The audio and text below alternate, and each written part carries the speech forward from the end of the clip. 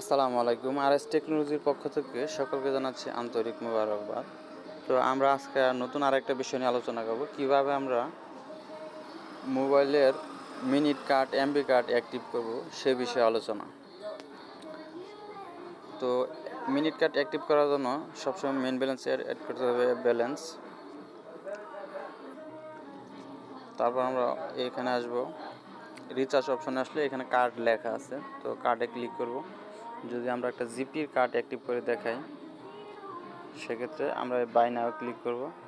Click করে এখান থেকে পিন নাম্বার দিয়ে কনফার্ম করে দেব।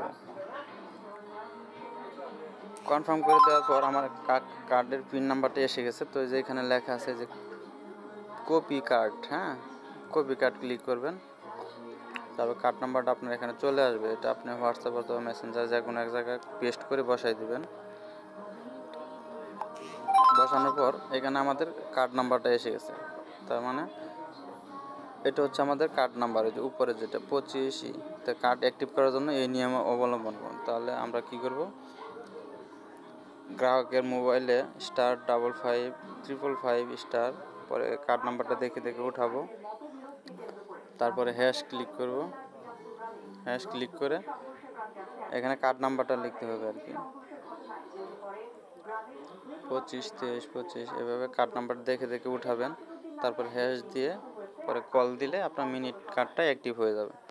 তো এভাবে হচ্ছে মিনিট কার্ডগুলো অ্যাক্টিভ করতে হয়। তো আশা করি বুঝাইতে পারছি। তো সবাই ভালো থাকবেন, সুস্থ থাকবেন। পরবর্তী কোনো ভিডিওতে নতুন কোনো বিষয় নিয়ে আলোচনা করব। ভালো থাকবেন। আসসালামু আলাইকুম।